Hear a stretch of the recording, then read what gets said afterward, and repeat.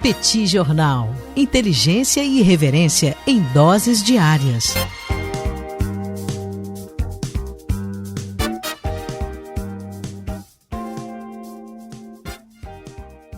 Olá, gente. Bem-vindos, bem-vindas ao Petit Jornal. Esse é o bate-papo número 1100. Estamos gravando numa live no YouTube do Petit Jornal. São exatamente 17 horas e 40 minutos da terça-feira, 23 de junho de 2026. Há exatos 10 anos, nós tínhamos o primeiro episódio do Petit Jornal. O Petit Jornal completa exatamente 10 anos hoje. Fica aqui antecipadamente meu agradecimento ao professor Tanguy Bagdadi e a todos que nos prestigiaram durante toda essa jornada e ainda nos prestigiam. Muito obrigado. É uma alegria estar aqui celebrando 10 anos do projeto do podcast do Petit Jornal. E sim, temos aqui um bate-papo para cumprir. Tanguy, o Bagdadi está aqui, preparado, resiliente, retumbante, descansado, tarifado. Está tarifado, professor Bagdadi, mais tarifas a caminho.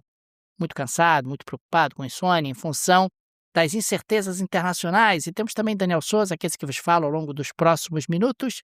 Vamos repercutir os principais acontecimentos internacionais das últimas horas nesse mundo pantanoso, imprevisível, incerto. Ainda bem que temos a sua companhia ao nosso lado, a quem agradecemos enormemente. Como vai, professor Bagdadi? Tudo bem? Vamos a isso?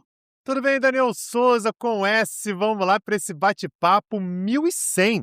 Quis o destino, Daniel Souza, que o episódio que marca precisamente os 10 anos do Petit Jornal tenha 1 e tenha 0. Tenha 2 uns e tenha 2 zeros. Sei lá o que isso quer dizer, mas eu fiquei feliz mesmo assim. Deixo aqui um abraço a todo mundo que nos acompanhou ao longo desse período. Muito obrigado pela presença de vocês. E, Daniel, a gente continua falando sobre Hormuz, sobre Oriente Médio. A gente está tendo uma negociação, Daniel, muito truncada entre Estados Unidos e Irã. Basicamente, Daniel, eles não falam a mesma língua. Quer dizer, não falam mesmo, né? Um fala farsi, outro fala inglês. Mas durante as negociações, eles tampouco estão falando a mesma língua. A impressão, Daniel, é que aquele documento que a gente apresentou recentemente, né, aquele documento com 14 pontos, que estabelece ali um início de paz e tal, que foi apresentado na semana passada, era apenas um guia, viu, Daniel? Não tinha nada de mais substantivo ali. Estados Unidos e Irã estão discordando o tempo todo. Eu queria trazer alguns pontos de discordância aqui, Daniel.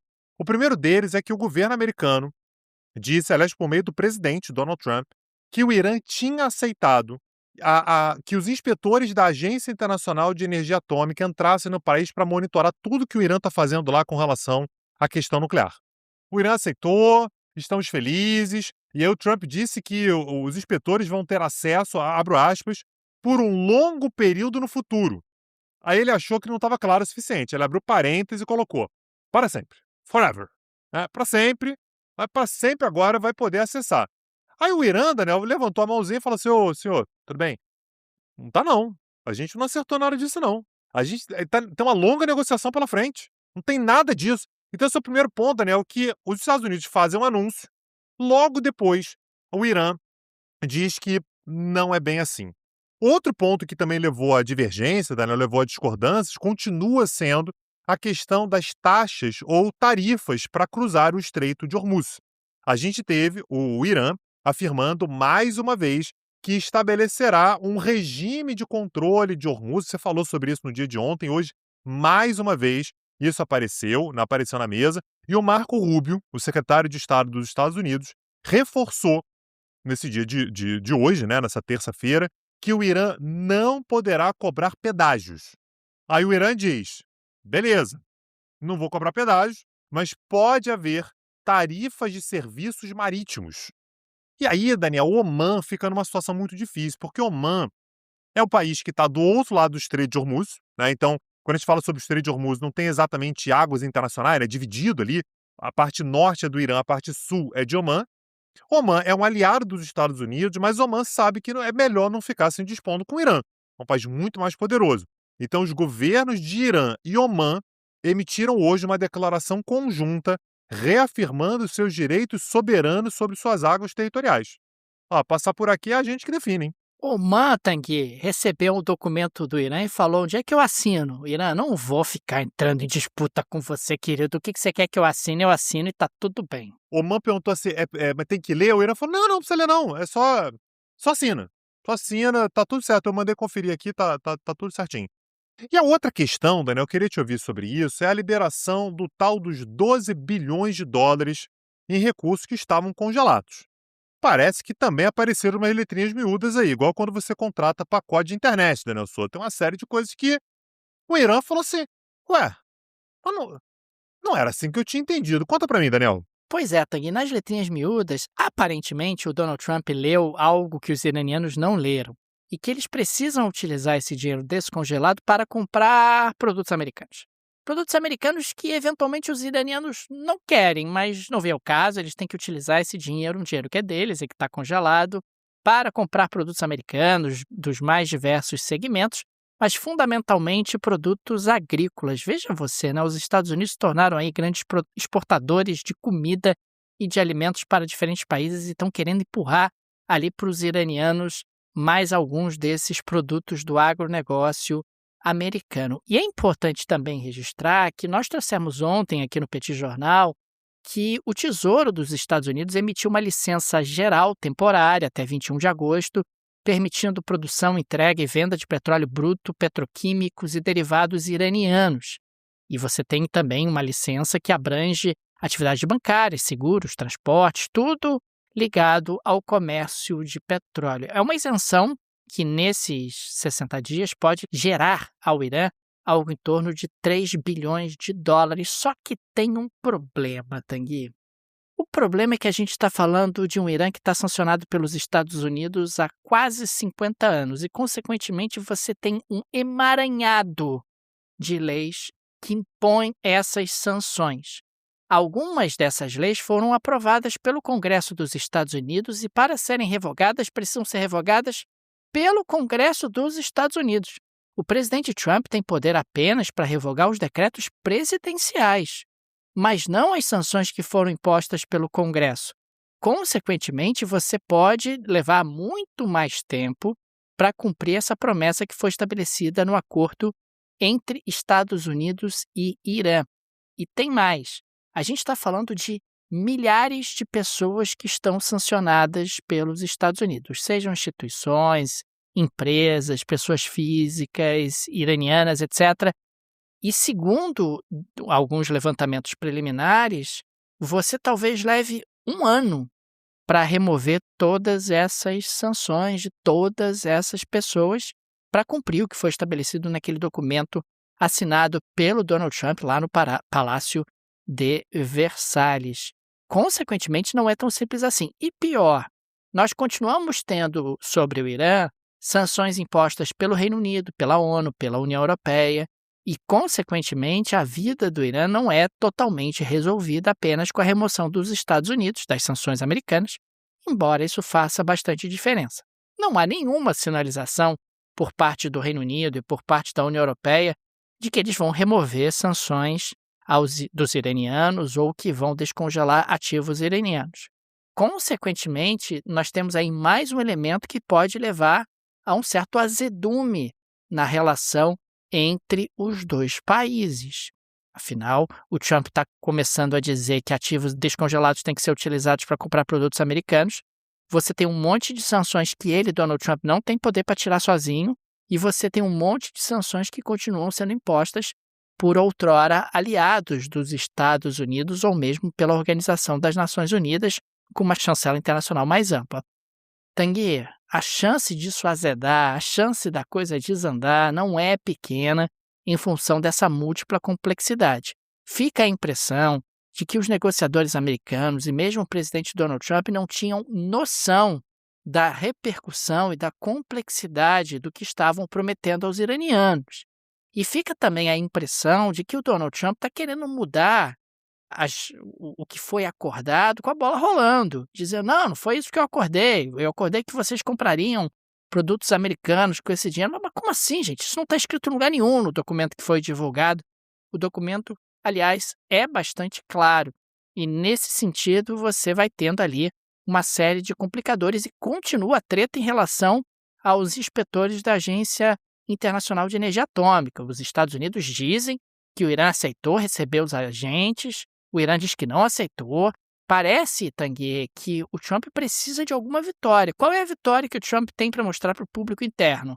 Eu vou desmontar o programa nuclear iraniano, ou pelo menos eu vou ter ali os agentes da Agência Internacional de Energia Atômica fiscalizando o programa nuclear iraniano e garantindo que ele é para fins pacíficos. O que, em um certo sentido, torna esse plano muito parecido com aquele plano do Obama de 2015, com a diferença de que o Obama não havia prometido 300 bilhões de dólares para reconstruir o Irã, nem havia prometido tirar todas as sanções e tirar ali o congelamento de todos os ativos iranianos. Daniel Souza, essas negociações todas aí que você está falando, Estados Unidos, Irã e tal, isso acontece tudo em inglês, né? Como, aliás, é muito comum que a gente ouça falar no inglês como globalês. Na prática é isso, né? O inglês ele é necessário para tudo. Eu acho que a gente já conseguiu descolar há muito tempo que o inglês é apenas a língua, né, oriunda da Inglaterra ou aquela que é falada em países como Estados Unidos, Canadá, Austrália e outros. A gente está falando sobre uma língua que é a língua global. E eu tenho certeza que muita gente que está ouvindo a gente nesse momento aqui, Daniel, nesse episódio, já tentou de tudo para aprender inglês, Daniel. Já tentou aplicativo, já tentou vídeo, ferramenta gratuita, já tentou usar inteligência artificial, mas nada substitui o professor. O Cambly, Daniel, é a plataforma que traz professores, todos eles nativos, e que conseguem te dar feedback em tempo real, olhando quais são os problemas que você tem, quais são as necessidades que você tem, quais são os caminhos que você precisa seguir para aprender o inglês. O fato, Daniel, é que em inglês você tem que começar a estudar o quanto antes. Daqui a um ano, como é que vai estar o seu inglês? Daqui a um ano, se você começar a estudar inglês hoje, você vai ficar feliz por daqui a um ano já ter começado, né?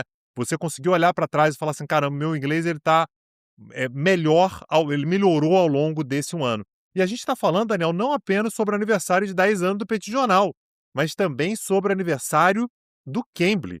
É o melhor momento para começar e o maior desconto do ano. Até 60% de desconto e mais 3 semanas extras de prática de inglês, somente com o código que está na descrição desse episódio. O código é aniversário Petit, tudo junto, aniversário Petit, mas você não precisa nem se preocupar em digitar isso. Você pode ir na descrição desse episódio, clicar no link do Cambly, é o primeiro link que aparece lá em cima e você já vai ter acesso. Agora, Daniel, um detalhe importante, é somente até sexta-feira, tá? Só até sexta-feira, não perde essa oportunidade.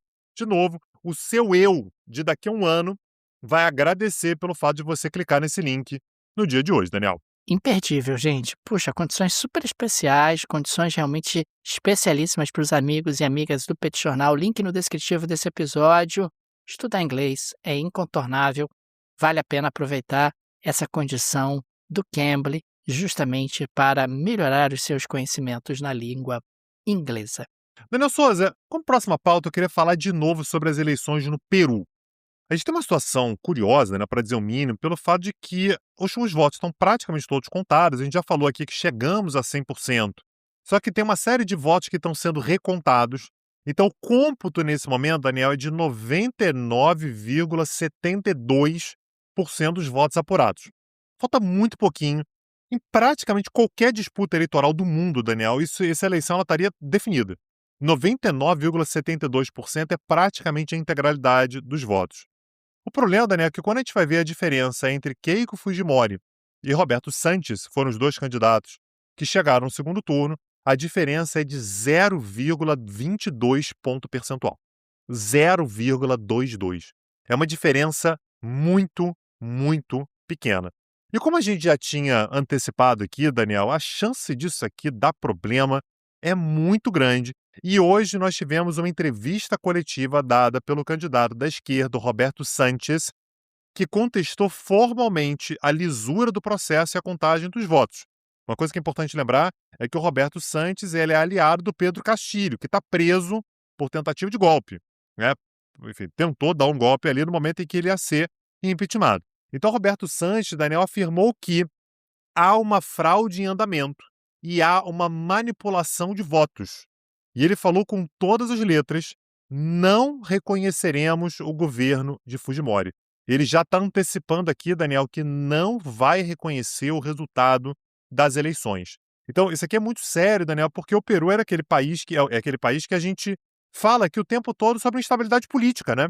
A quantidade de impeachment, a quantidade de presidente preso, a quantidade de presidente que foge do país para não ser preso, a quantidade de presidente que é indiciado e está esperando porque pode ser preso.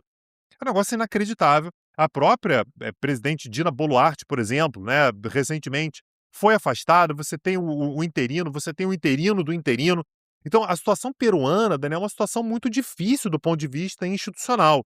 A gente sempre fala aqui que economicamente é um país que acaba passando quase que em brancas nuvens, né? A coisa ela continua funcionando economicamente, mas o fato de você ter uma eleição e ter uma contestação nesse nível é algo muito sério para um país tão importante da América do Sul. Já te passo a palavra, Daniel, eu só queria falar aqui um pouquinho sobre a eleição parlamentar, e eu queria te ouvir sobre essa questão do presidente. Mas na eleição parlamentar, essa eleição ela está sacramentada, e o partido da Keiko Fujimori terá o maior bloco no Congresso peruano. A legenda dela conquistou 22 das 60 cadeiras do Senado, enquanto o partido do Roberto Santos conseguiu 14. Né? Então, 22 para o partido da Keiko Fujimori, 14 para o Roberto Santos. E na Câmara Baixa, né, que seria a Câmara dos Deputados, a bancada da Keiko Fujimori é de 41 de 130, né, 130 é o total, ela conseguiu 41 contra 32 do Roberto Santos. Então, independente do resultado, a Keiko Fujimori, que aparentemente está mais perto de levar essa eleição do que o Roberto Santos, também vai ter a maior bancada, apesar de estar longe de ter uma bancada capaz de aprovar qualquer coisa sozinha. Ela não tem maioria sozinha, Daniel. Aliás, Tanguy, virou moda aqui no continente sul-americano derrotados não reconhecendo a derrota. Nós tivemos no próprio Brasil, o ex-presidente Jair Bolsonaro não reconheceu a derrota.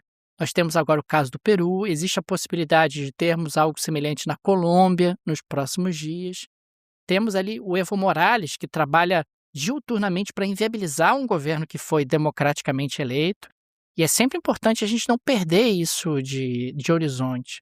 Eleições acontecem, você tem um vencedor, você tem um derrotado, segue a vida, etc. Claro que, eventualmente, você pode buscar mecanismos legais para algum tipo de recontagem ou para algum tipo de mecanismo constitucional, mas me parece que o que a gente está vendo aqui na América do Sul é um estressamento dos regimes democráticos e cada vez mais uma situação onde derrotados não reconhecem a sua derrota e tentam, de alguma maneira, inviabilizar o governo de seus opositores. Agora, Tanguy, avançando para a próxima pauta, eu quero registrar que a ExxonMobil acusa a estatal cubana de utilizar ilegalmente uma refinaria e postos de combustível que pertenciam à Standard Oil e foram confiscados pelo Fidel Castro. A ação é baseada na lei Helms-Burton de 1996. Por 6 votos a 3, a Suprema Corte decidiu a favor da ExxonMobil. O tribunal afirmou que a imunidade soberana estrangeira, princípio que geralmente impede ações judiciais nos Estados Unidos contra governos estrangeiros, não pode ser invocada em casos como esse. A decisão abre caminho não apenas para a Exxon, mas para outras empresas americanas buscarem indenização de Cuba por propriedades confiscadas há décadas. O caso pode resultar em uma indenização bilionária contra o governo cubano. Tanguy, é no mínimo exótico você considerar que a Suprema Corte dos Estados Unidos pode ter jurisdição sobre uma decisão de algo que aconteceu em Cuba. Se aquela decisão foi correta ou não foi correta é uma outra discussão. Mas o fato é que a Suprema Corte dos Estados Unidos não tem esse poder, ou não deveria ter esse poder. Mas é claro que é sinal dos tempos. A gente está falando de um governo cubano que está encurralado em função ali de um emparedamento que o governo Trump tem implementado, um governo cubano que está dando sinais de fraqueza, inclusive na semana passada apresentou uma agenda de reformas bastante ousada, bastante abrangente, inclusive repercutimos aqui no Petit Jornal, e diante desse clima, a Suprema Corte dos Estados Unidos se sentiu confiante o suficiente para avançar e para dizer, olha, sim, a ExxonMobil ela pode ter o direito de ser ressarcida e indenizada por conta de refinarias e postos que foram expropriados em Cuba. Me parece que é mais uma sinalização daquilo que nós havíamos destacado aqui no Peticional anteriormente. O governo Trump não vai parar, o Marco Rubio não vai parar, mesmo com a agenda de reformas que foi proposta, porque o Rubio, em particular, quer ter no seu currículo a informação, a vitória de ter trocado o regime cubano, ou pelo menos ter algum tipo de troféu para projetar que trocou o regime cubano, mesmo que não tenha eventualmente trocado, mais ou menos como aconteceu na Venezuela. Então, essa situação vai longe, não me parece que esteja resolvida, mas o foco americano em direção a Cuba é realmente visível nesse momento. Agora, Donald Trump tem que colocar as barbas de molho, viu, Daniel? Porque saiu hoje mais uma pesquisa nacional da Reuters Ipsos que mede a popularidade do governo de Donald Trump. E dá para ver como essa guerra no Irã foi deletéria, foi prejudicial à sua popularidade. Segundo, claro que essa pesquisa aqui, Daniel, ela tem que ser comparada com ela mesma, né? Então, com edições anteriores da mesma pesquisa, mas o Donald Trump teve, né, nessa pesquisa agora, o menor índice de aprovação nesse segundo mandato, chegou a 34%. Só para lembrar, Donald Trump começou o seu mandato com 47% de avaliação, é uma avaliação padrão ali para presidentes que estão iniciando o seu mandato, mas nesse momento já chegou a 34%. Agora, quando a gente esmiuça um pouquinho, Daniel, a gente vê o que exatamente que levou a essa queda da aprovação. Apenas 22% dos americanos aprovam a gestão de Donald Trump no controle do custo de vida. Esse é um ponto que para os americanos tem sido muito sério. Quando a gente fala sobre a inflação americana, ela parece uma brincadeira para a América Latina, né? A inflação americana ela é mais baixa do que a gente costuma ver na América Latina, mas comparado com o padrão americano, tem sido muito mais elevado. Você tem a taxa, Daniel, quanto é que tem sido mais ou menos a inflação dos Estados Unidos? A gente está falando de 4,2% nos últimos 12 meses. Esse é o dado mais recente, pegando ali o final do mês de maio. Lembrando que a meta de inflação nos Estados Unidos é de 2% ao ano. Pois é, e aí isso acaba sendo replicado em algumas outras avaliações. Por exemplo, apenas 24% dos entrevistados considera que a guerra no Irã valeu a pena.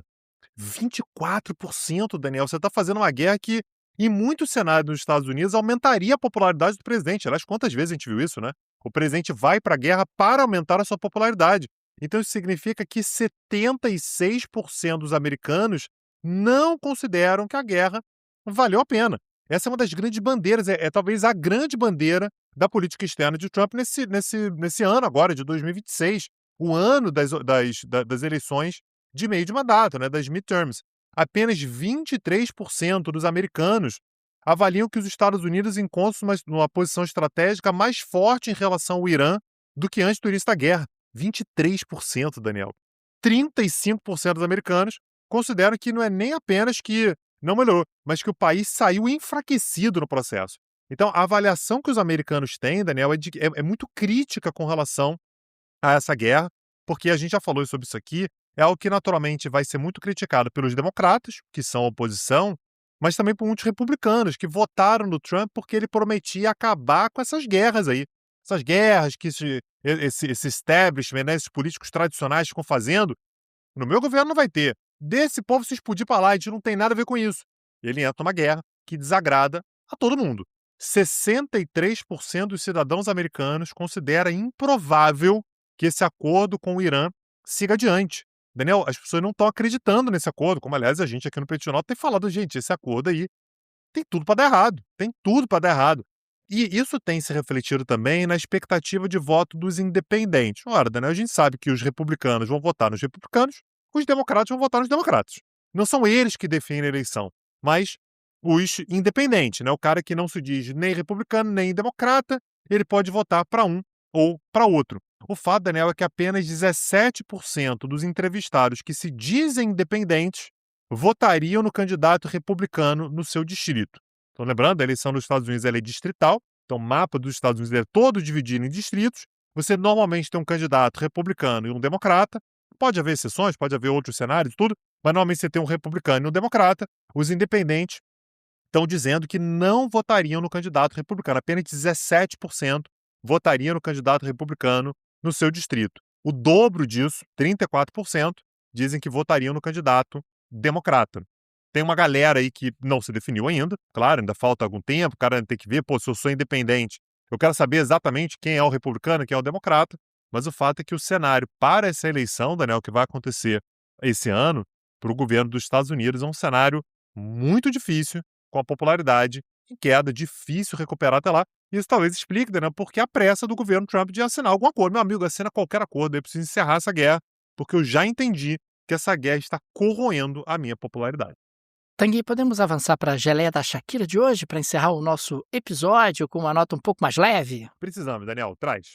Tanguy, trago atualizações do síndico de Washington, quer dizer, Donald Trump, que está cuidando, ou estava cuidando, com muito esmero, da reforma da piscina ali do Lincoln Memorial, a piscina histórica que foi esvaziada e reformada para as celebrações de 250 anos da independência dos Estados Unidos. A obra teve um contrato de 14,7 milhões de dólares. Uma obra relativamente simples, Tanguy. Esvazia a piscina, pinta de azul escuro, enche a piscina de novo. 14,7 milhões de dólares, acho que está bem pago.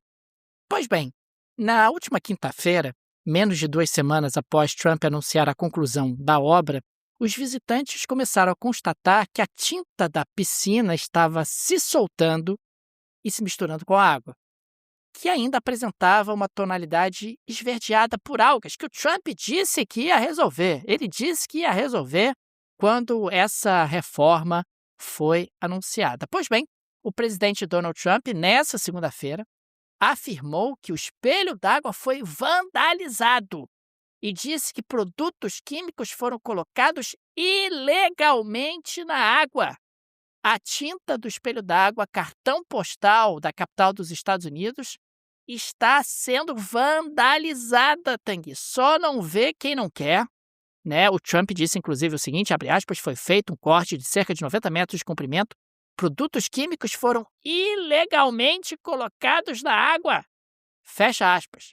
O presidente ainda ameaçou os responsáveis com a prisão, dizendo que 10 anos de cana para quem destrói ou tenta destruir um patrimônio como esse. E ele disse que será integralmente aplicada essa pena contra esses vândalos que estão destruindo a piscina que o Trump, com tanto esmero, reformou e com esse gordo contrato também de 14,7 milhões. Eu fiquei apenas com pena do Tanguy. O peticional poderia ter sido contratado para fazer essa reforma aí. 14,7 milhões de dólares para reformar uma piscina? Meu Deus do céu! Porque, aparentemente, Daniel, os entendidos estão dizendo que fizeram tudo errado, né? Pintaram o fundo, aí a água esquentou, aí deu alga, aí botaram um produto para tirar a alga e aí descascou o fundo. E agora ele tá botando a culpa em alguém que passou lá, Daniel, com um produto para boicotar o seu governo. O objetivo é derrubar Donald Trump, mas ele não permitirá. Ô Daniel Souza, eu tô pensando aqui que na lista de prioridades, assim, eu entendo que a piscina seja a prioridade número 1. Aí logo depois vem inflação, guerra no Oriente Médio, abastecimento energético, Cuba? né, fronteira Cuba. Mas isso tudo é depois da piscina, né? A primeira é a piscina, né? A piscina em primeiro lugar. É a preocupação número 1 do síndico de Washington, conhecido como Donald Trump. Tá, perfeito, perfeito. Não, eu acho importante saber, né? A questão de transparência. A água não está transparente, a gente sabe disso, né? Que a água está parecendo imunda, mas a transparência do governo, eu estou entendendo que sabemos pelo menos que a piscina está em primeiro lugar. Daniel Souza, queria deixar aqui o nosso agradecimento especial para você que está junto com a gente, mais uma vez, nesse episódio que toca o nosso coração, 10 anos de Petit Jornal, e daqui a pouco, Daniel Souza, a gente vai dar uma aula gratuita sobre FIFA. A gente está absolutamente no clima de Copa do Mundo. Então, lá no YouTube do Petit Jornal, às 19 horas, a gente começa a aula. Se você estiver assistindo esse episódio aqui depois, tá gravado lá. Vai lá, assiste a nossa aula sobre FIFA, por que a FIFA se tornou tão importante, como é que a FIFA se tornou tão poderosa, como é que ela acumulou tanto poder. Ela só treme na base quando é Donald Trump, né, Daniel? Porque a FIFA tem medo do Trump fazer besteira, sabe, sei lá o que o Trump pode fazer. Tudo isso a gente vai comentar na nossa aula de hoje sobre Dona FIFA, às 19 horas, lá no YouTube do Petit Jornal. Aliás, Tanguy, o presidente da FIFA já anunciou que Donald Trump vai entregar a taça para o campeão. Claro. Se é que ele vai querer entregar, né? Esse é o ponto. Eu fiquei um pouco na dúvida. Eu me perguntei exatamente a mesma coisa. Será que na hora ele pode não querer entregar a taça? Ele pode querer levantar a taça junto com a equipe campeã. Vai saber. Enfim, fica aqui o nosso agradecimento também aos apoiadores e apoiadoras do Petit Jornal, vocês que ajudam a manter o nosso projeto de pé. Fica nosso carinho, nosso abraço, nosso muito obrigado a cada um de vocês. O Petit é uma mídia pequena, um produto artesanal que está completando 10 anos. E, sem dúvida, chegamos aos 10 anos por conta dos nossos apoiadores. Fica aqui o nosso agradecimento a cada um deles. A sua ajuda é de fundamental importância para a continuidade do nosso projeto. Fica também o convite. Se você gosta do Petit Jornal, se ele faz diferença na sua rotina, considere nos apoiar. No descritivo desse episódio tem várias alternativas. Tem a chave Pix, que é uma forma prática e instantânea de apoiar o Petit Jornal. Você pode, inclusive, ativar o Pix recorrente, chave Pix no descritivo desse episódio. Tem também o link do Apoia-se, o link do Patreon. Tenho certeza que uma dessas alternativas será confortável para você. Daniel Souza, no dia de amanhã, o Screte Canarinho entra em campo na Copa do Mundo, no horário que a gente ia gravar. Não tem nenhuma condição da gente competir com aqueles 11 camaradas. Então amanhã não teremos episódio. A gente volta na quinta-feira. Como sempre, Daniel Souza, um abraço, até a próxima. Valeu! Tchau, tchau! Petit Jornal. Inteligência e irreverência em doses diárias. Acesse www.petitjornal.com.br.